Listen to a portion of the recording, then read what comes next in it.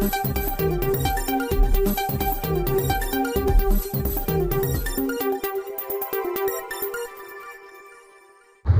તારીખ 31/12/2024 રોજ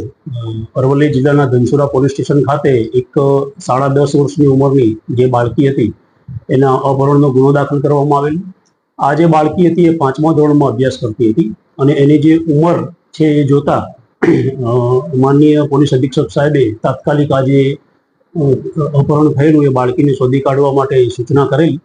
જે અનુસંધાને તાત્કાલિક ધનસુરા પોલીસ સ્ટેશનની અંદર અપહરણનો ગુનો દાખલ કરેલો અને જે બાળકી છે એના માતા પિતાને બોલાવી અને એમની પ્રાથમિક પૂછપરછ કરેલી. તો એવી હકીકત જણાઈ આવેલી કે આ જે ભોગ બનનાર બાળકી હતી, આ ઉપરાંત એની જે મોટી બહેન છે એ પોતે પણ સગીર વયની છે અને બંને બહેનો જે છે એ એની માતાનો જે સ્માર્ટફોન હતો એનો એ ઉપયોગ કરતી અને બંને બહેનોના થઈને લગભગ 7 જેટલા એમના ઇન્સ્ટાગ્રામના એકાઉન્ટ હતા, જેમાંથી 5 જેટલા બંધ હતા અને 2 એક્ટિવ હતા. જેમાં આ જે 10.5 વર્ષની નાની દીકરી હતી એ ઇન્સ્ટાગ્રામના માધ્યમથી એક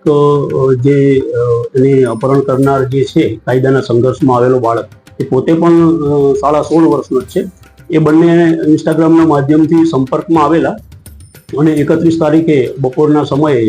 તેનું અપહરણ કરી અને લઈ ગયેલો. તાત્કાલિક બીજા દિવસે હ્યુમન ઇન્ટેલિજન્સ અને ટેકનિકલ સોર્સની મદદથી પોલીસે જે આ ભોગ બનનાર છે અને કાયદાના સંઘર્ષમાં આવેલ જે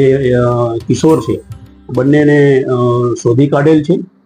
અને આગળની જે કંઈ કાયદેસરની કાર્યવાહી છે એ પોલીસે હાથ ધરેલ છે. જે કિશોર છે એને બાળકી સાથે દુષ્કર્મ કરેલ છે અને જે બાળકી છે એનું મેડિકલ કરાવવામાં આવેલું છે. આ જે કાયદાના સંઘર્ષમાં આવેલ કિશોર છે એનું પણ મેડિકલ કરાવવામાં આવેલું છે અને એને ઓબ્ઝર્વેશન હોમ મહેસાણા ખાતે મોકલી આપવામાં આવ્યું છે. જે